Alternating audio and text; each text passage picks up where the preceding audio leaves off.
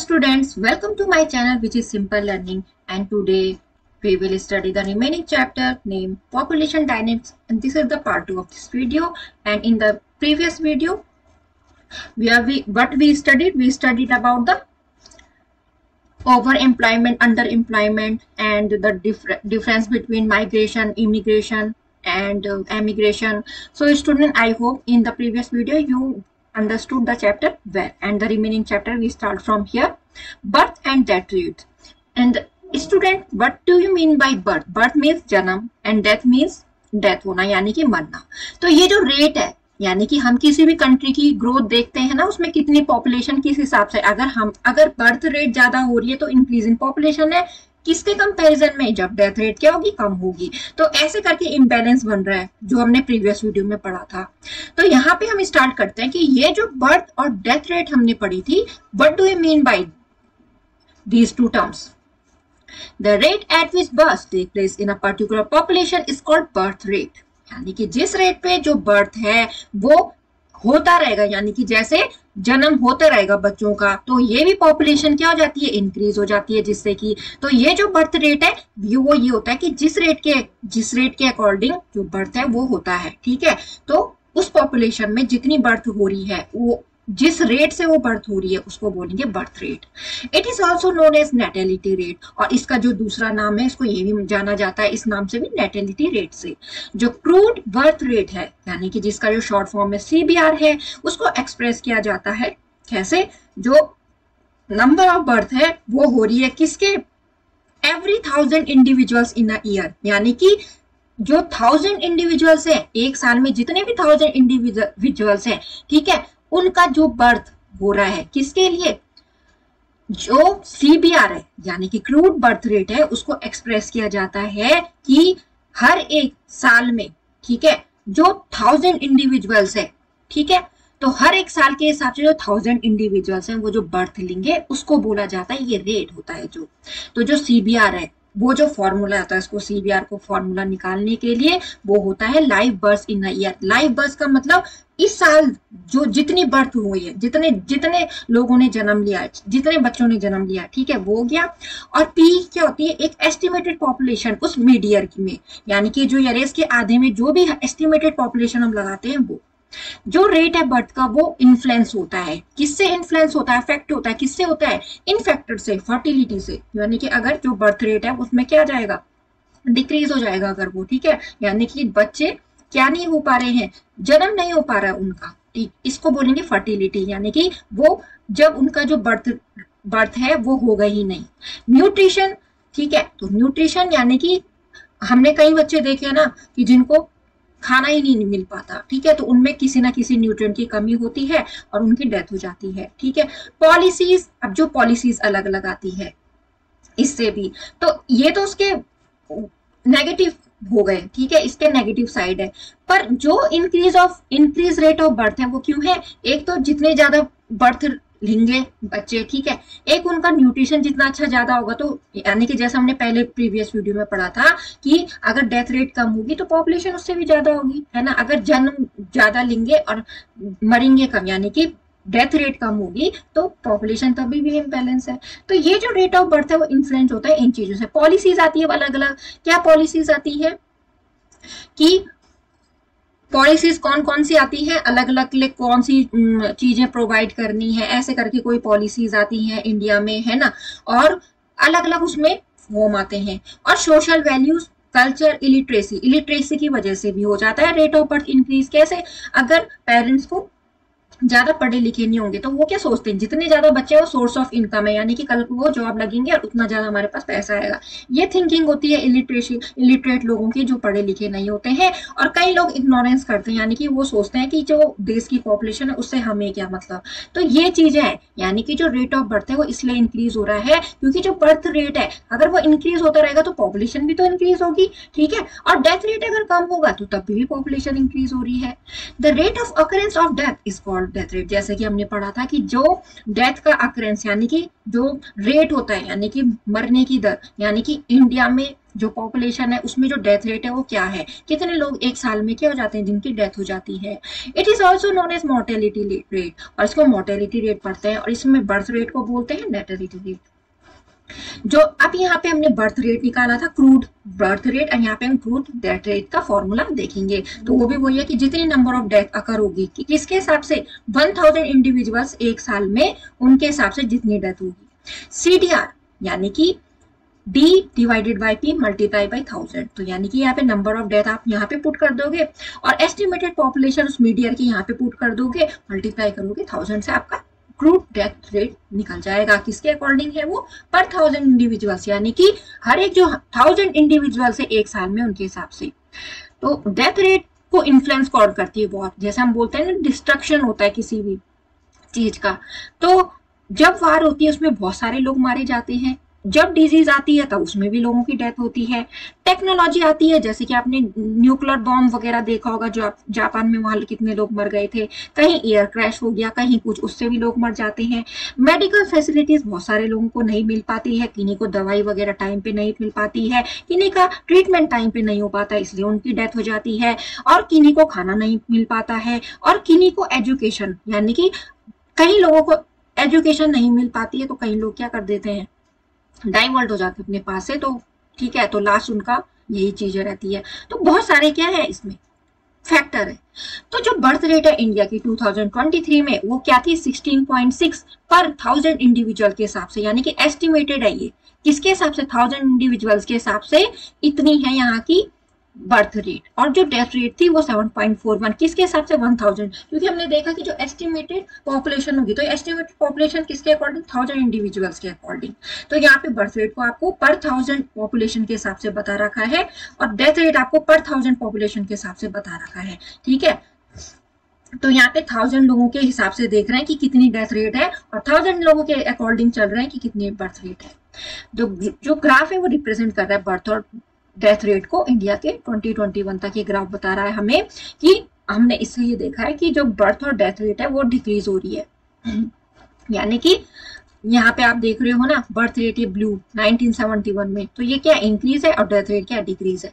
यहाँ पे birth rate increase है, तो बर्थ रेट इंक्रीज हो रही है, डेथ रेट डिक्रीज हो रही है, तो इससे भी हमारी पॉपुलेशन क्या है, ज्यादा है। तो इस ग्राफ से हमें पता चल जा रहा है कि इतने इतने सालों में बर्थ रेट क्या इंक्रीज हो रही है, और डेथ रेट डिक्रीज हो रही है। Life expectancy is the number of years that a person is likely to live, और लाइफ एक्सपेक्टेंसी वो नंबर ऑफ ईयर है, ठीक है, जिसमें वो जितने सालों तक वो आदमी क्या है, रहता है, जिंदा रहता है, यानी कि जितने साल तक वो जिएगा, उसको बोलते हैं। इमिग्रेशन और एमिग्रेशन, मैंने आपको पहले भी वाली वीडियो में ये बता रखा है कि इन दोनों में डिफरेंस क्या है। जो इमिग्रेशन है, इमिग्रेशन का मतलब क्या हुआ कि आप किसी देश में जाके बसे, यानी कि आप हमारे देश, कोई बाहर से हमारे देश में आके रह रहा है, वो बोलेंगे इमिग्रेशन। और एमिग्रेशन जो वो मूव कर रहा है, जैसे इंडिया से आप कहाँ जा रहे हो, मूव करने, यानी कि रहने के लिए जा रहे हो अमेरिका में, तो इसको बोलेंगे एमिग्रेशन। और इमिग्रेशन जब आप क्या कर रहे हो, अमेरिका आ रहे हो, इंडिया से छोड़ के अमेरिका आ रहे हो, तो उस कंट्री में रहने आ रहे हो, तो उसको बोलेंगे इमिग्रेशन।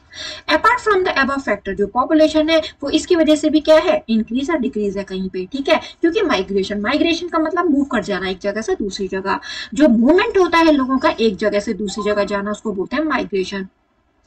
और जो लोगों की एंट्री है, कैसे एक कंट्री में जाना, एक जगह को छोड़ के दूसरी जगह जाना, उसको बोलेंगे इमिग्रेशन। और इमिग्रेशन इंक्रीज होता है पॉपुलेशन की वजह, मतलब अगर इमिग्रेशन इंक्रीज हुआ तो पॉपुलेशन भी इंक्रीज हो जाएगा, क्योंकि जो लोग छोड़ के जाएंगे, ठीक है, जो लोग छोड़ के जाएंगे अपनी कंट्री को, तो वो यहाँ से तो चले गए, दूसरी कंट्री में उनकी पॉपुलेशन, दूसरी कंट्री में जाके वो रह जाएंगे, वहां एड ऑन हो गया उनका, यानी कि वो वहां रहने लग गए, तो इसलिए वहां की पॉपुलेशन इंक्रीज हो जाएगी। वही दूसरी ओर जो एमिग्रेशन है वो क्या है, परमानेंट मूवमेंट है लोगों का, यानी कि हमेशा के लिए अपनी कंट्री को छोड़ के चले जाना, दूसरे रीजन में बस जाना, इससे हमारी जो पॉपुलेशन का साइज है वो डिक्रीज हो जाता है। तो एक्चुअल पॉपुलेशन ग्रोथ कैसे निकालेंगे, आप बर्थ में से डेथ को माइनस करोगे, उसमें इमिग्रेशन को ऐड करोगे और एमिग्रेशन को माइनस करोगे। अब एमिग्रेशन को माइनस क्यों किया जा रहा है, क्योंकि वो लोग तो छोड़ के चले जा रहे हैं आपकी कंट्री को, तो इसलिए वो माइनस में ही तो आएंगे। इमिग्रेशन क्योंकि वो आ रही है, और बर्थ का मतलब आप यहाँ जन्म ले रहे हो, तो ऐड तो हो रही हो पॉपुलेशन में, और डेथ का मतलब ठीक है उस पर्टिकुलर इंडिविजुअल की डेथ हो जा रही है, तो उतना थोड़ा कम हो जा रहा है, ठीक है, साइज, तो इसलिए माइनस कर रहे हैं डेथ और इमिग्रेशन को।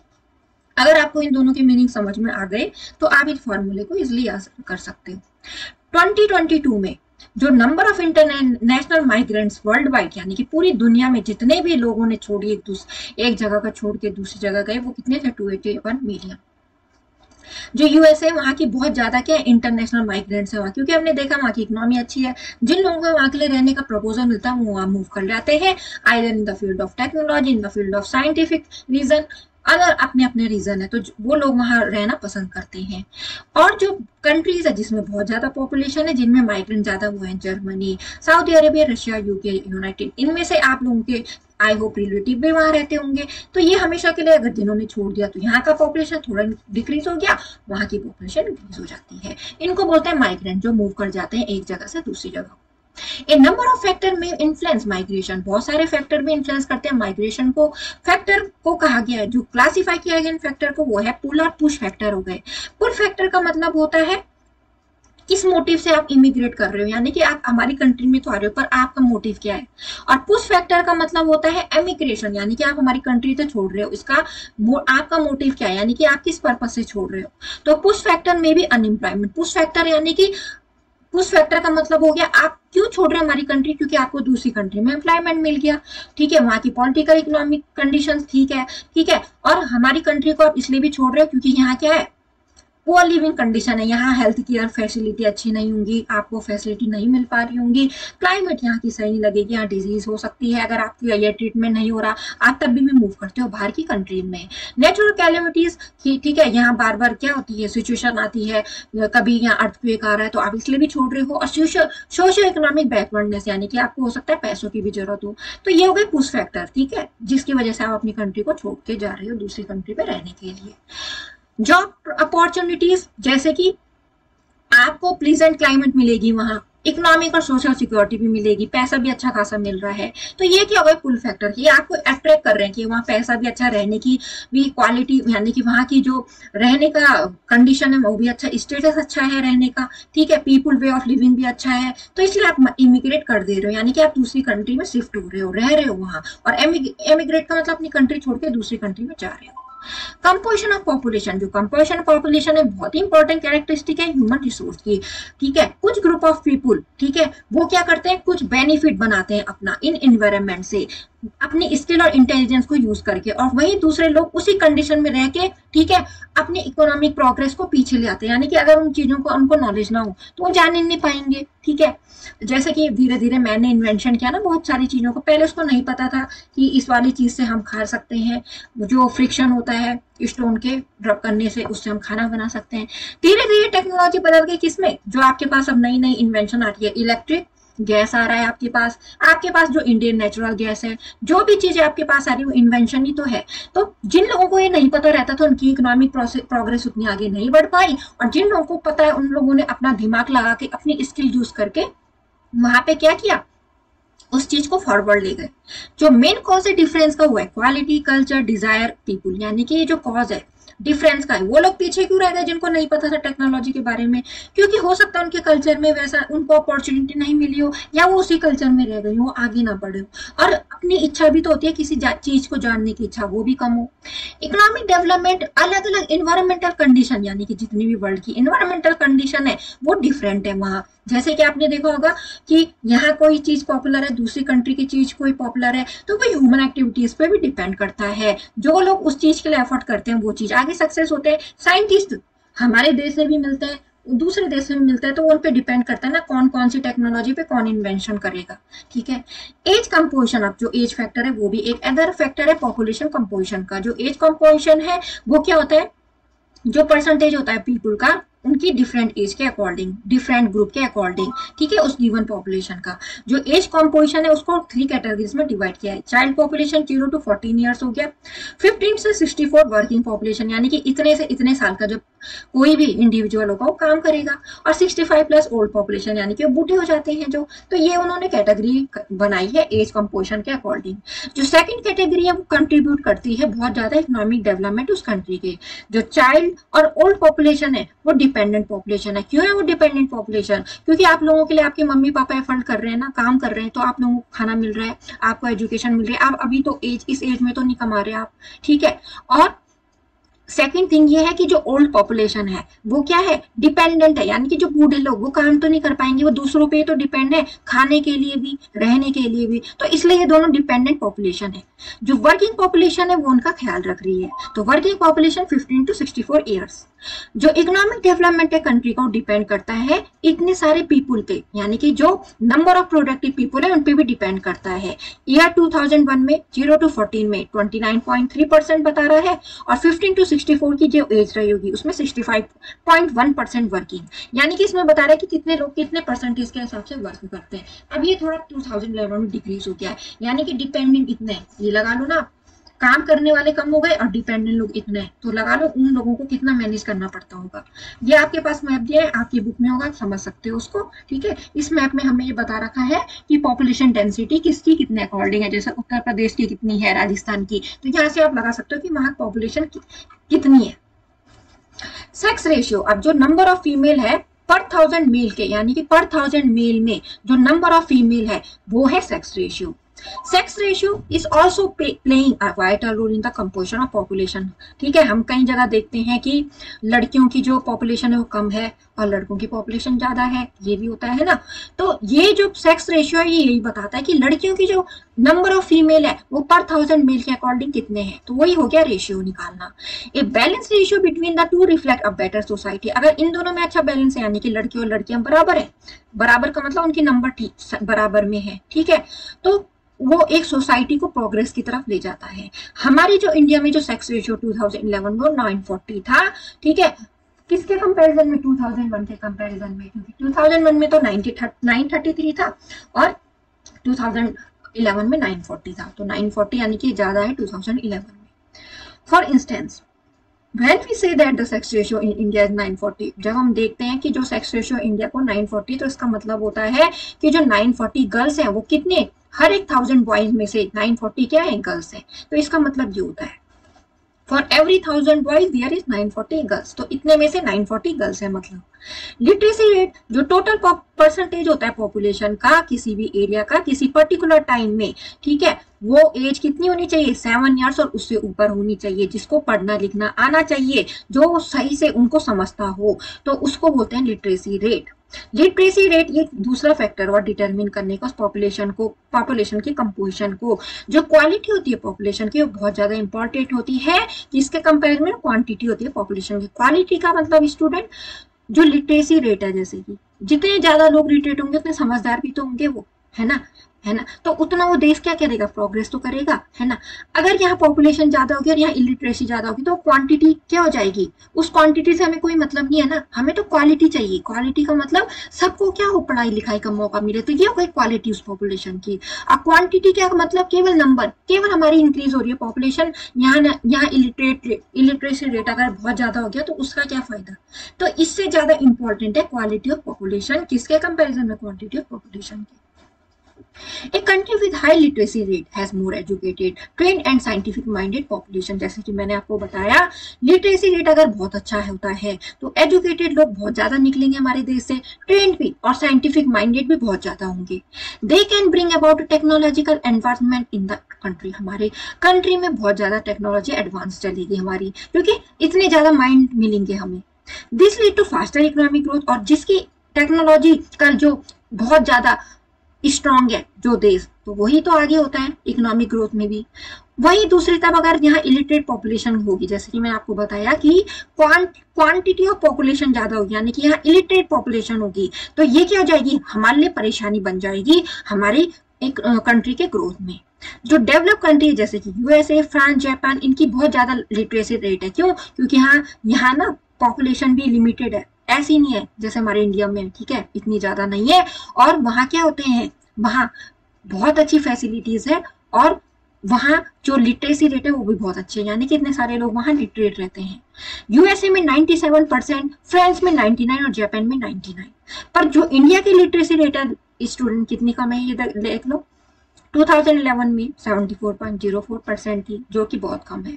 तो जो केरला है वो सबसे ज्यादा उसकी लिटरेसी रेट है, यानी कि वहां बहुत ज्यादा पढ़े लिखे लोग रहते हैं जिनको एजुकेशन मिली है। ठीक है, तो लिटरेसी रेट का मतलब कितने पढ़े लिखे हैं। तो केरला जो हमारा स्टेट है इंडिया का, उसकी सबसे ज्यादा लिटरेसी रेट है, और जो कि क्या है 93.9%। ये आपके एग्जाम में भी आ सकता है, which state has the highest literacy rate in India. और मिजोरम की 91.6% है, उससे थोड़ा कम, और बिहार की केवल 63.8% है, यानी कि बिहार भी क्या है, वहाँ लिटरेसी रेट कम है थोड़ा। ठीक है, तो लिटरेसी रेट बहुत ज्यादा कम किन का, वुमेन में देखा जाता है, क्योंकि हो सकता है उनको पढ़ने ना दिया जाता हो। ठीक है, आपने देखा होगा कि जो वुमेन है उनको केवल क्या किया जाता है, हाउस होल्ड पर्पज के काम सिखाए जाते हैं। अब तो बहुत, फिर भी अब तो इंडिया थोड़ा बहुत आगे चले गया है, अभी भी उतना आगे नहीं, क्योंकि अभी भी बहुत सारी हमारे कंट्री में रेप जैसी प्रॉब्लम है, और मैरिज की, ठीक है, अंडर एज मैरिज की, कहीं कहीं बैकवर्ड इलाकों में जो लोग अपनी बेटियों की शादी बहुत जल्दी कर देते हैं, उन्हें पढ़ाते लिखाते कम है और उनको एजुकेशन नहीं दी जाती है, और उनको क्या करते हैं, केवल घर के काम सिखाते हैं और उनकी शादी कर देते हैं। तो इसलिए जो लिटरेसी रेट है वो वुमेन की बहुत कम है।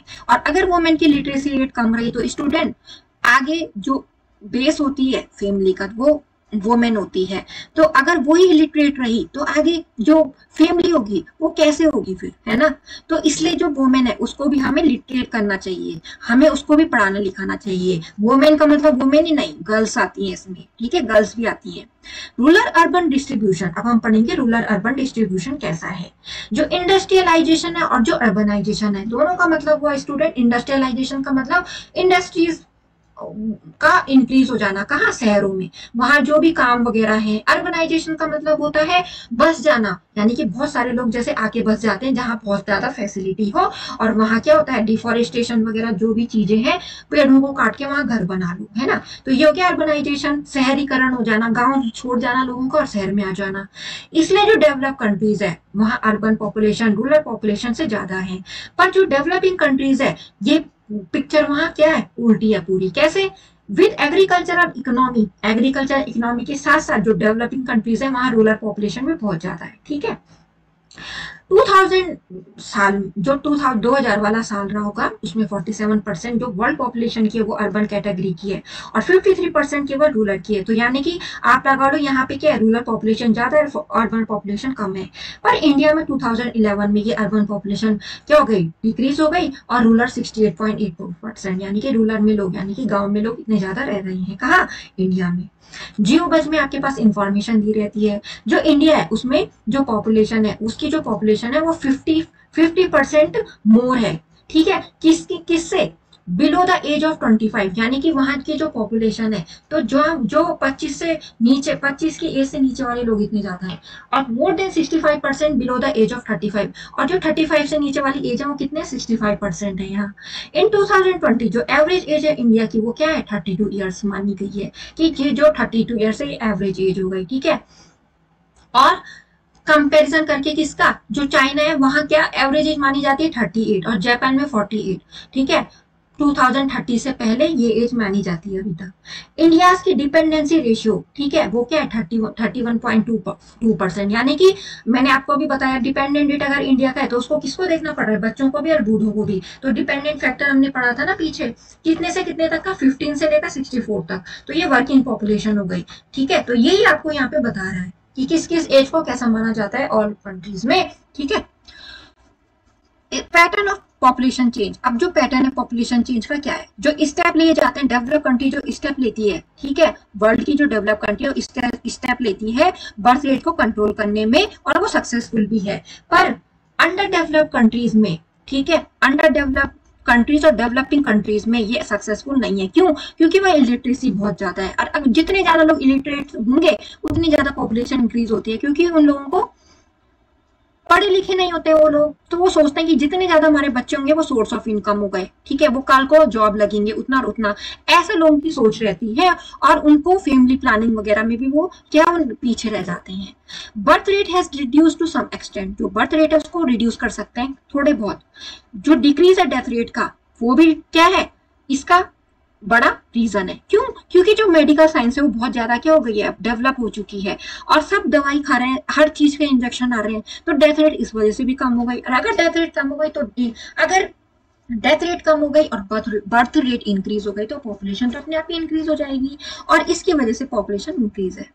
The growth rate is lower in develop country, जो ग्रोथ रेट है डेवलप कंट्रीज का वो कम है, ठीक है। और जो पीपुल है वो एंजॉय करते हैं हाई स्टैंडर्ड ऑफ लिविंग। अब आप देखोगे जैसे कि जहां पॉपुलेशन कम होगी, स्टूडेंट सिंपल सा है, उनके पास रिसोर्सेज ज्यादा रहेंगे। अब जैसे जहां पॉपुलेशन ज्यादा होगी वो ज्यादा यूज तो करेंगे उस रिसोर्सेज का, और वो रिसोर्सेज क्या हो जाते हैं एक टाइम पे खत्म हो जाएंगे, ठीक है।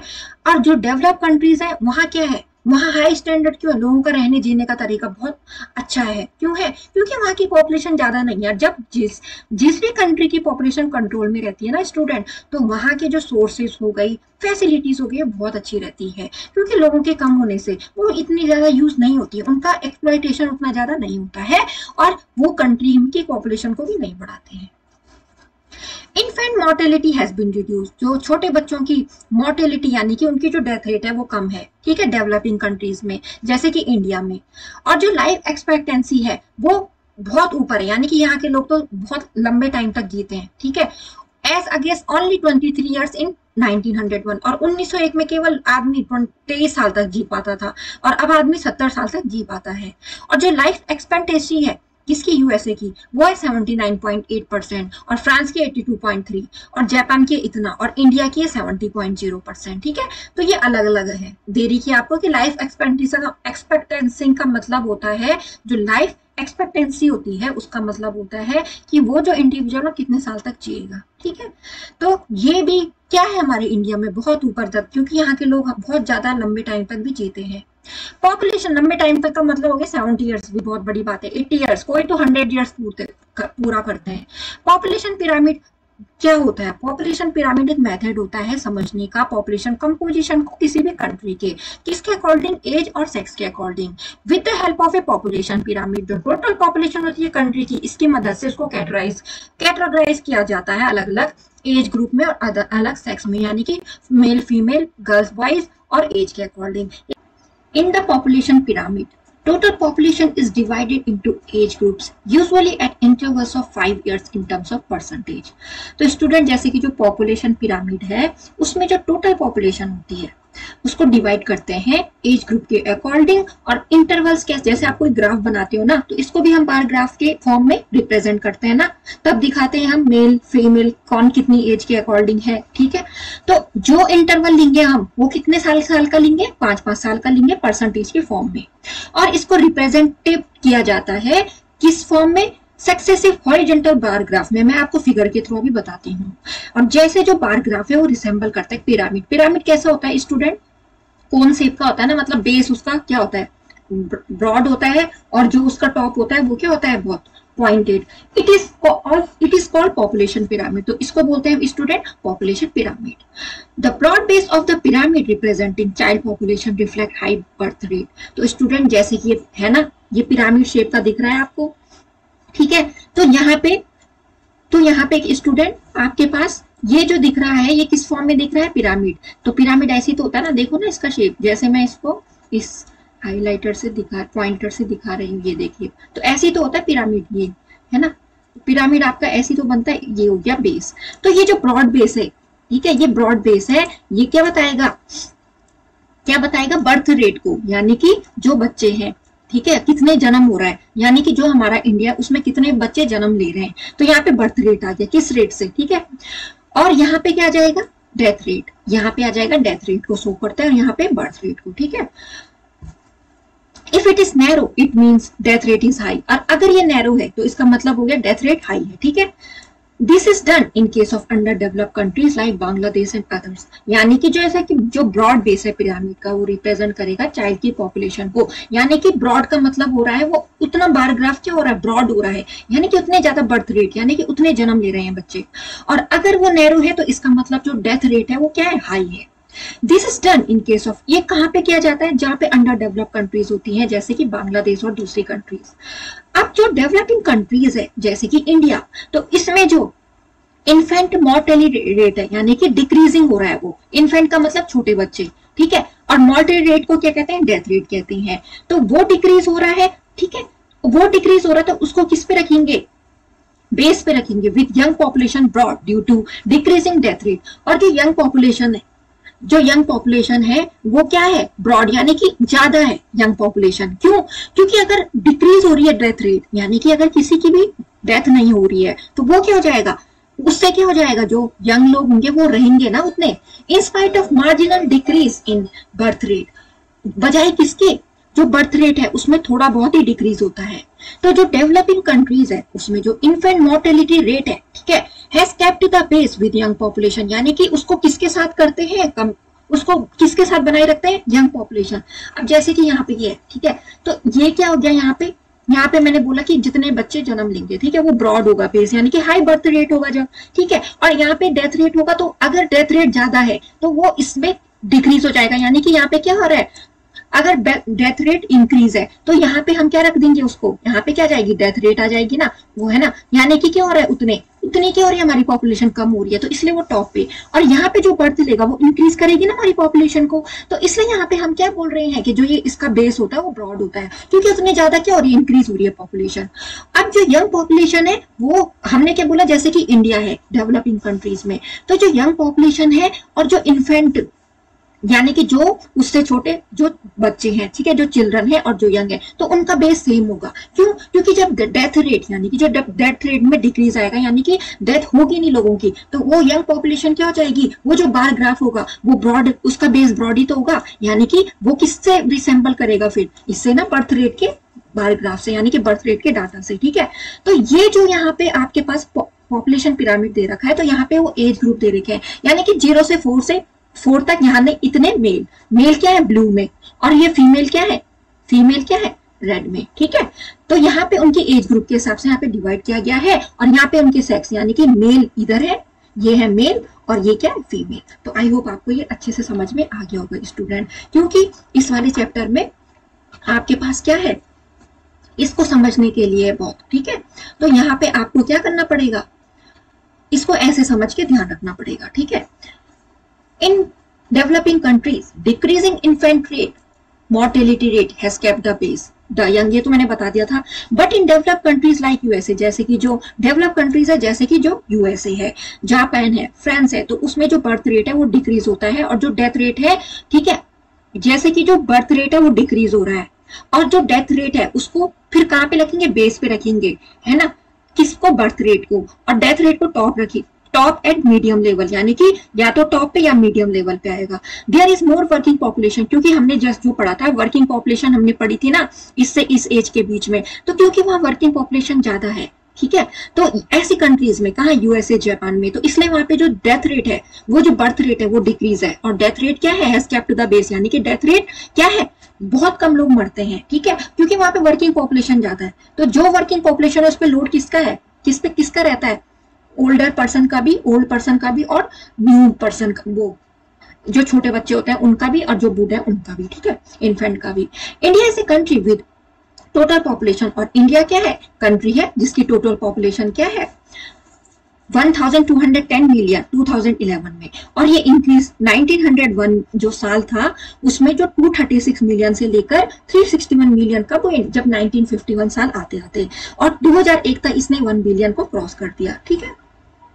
World population is also rising at an alarming rate, और जो वर्ल्ड पॉपुलेशन है वो भी क्या है, धीरे धीरे बढ़ रही है, और ये क्या प्रेशर डाल रही है हमारे जो सोर्सेस हैं अर्थ के, क्योंकि मैंने कहा जैसे हमारी पॉपुलेशन इंक्रीज होगी तो सबको तो चाहिए वो चीजें, सबको रिसोर्सेज चाहिए, इसलिए उनका एक्सप्लॉयटेशन बहुत ज्यादा हो जाएगा, क्यों, इंक्रीज होने की वजह से पॉपुलेशन में, और जितने ज्यादा लोग काम करेंगे वो उन लोगों को और क्या चाहिए, खाना चाहिए, रहने का चाहिए, तो इतना लोड बढ़ रहा है, ठीक है, रिसोर्सेज पे। और ये एक ऐसा टाइम है सोचने का कि हमारी जो वर्ल्ड की पॉपुलेशन है कैसे भी करके उसको कंट्रोल करना चाहिए, ठीक है, क्योंकि हमें पता है कि हमें बहुत सारे डिजास्टर, बहुत सारी डिफिकल्टीज क्या करनी पड़ेंगी, फेस करनी पड़ेंगी, जो कि हमारे लिए अच्छी नहीं है, यानी कि जिसमें हम क्या कर सकते हैं,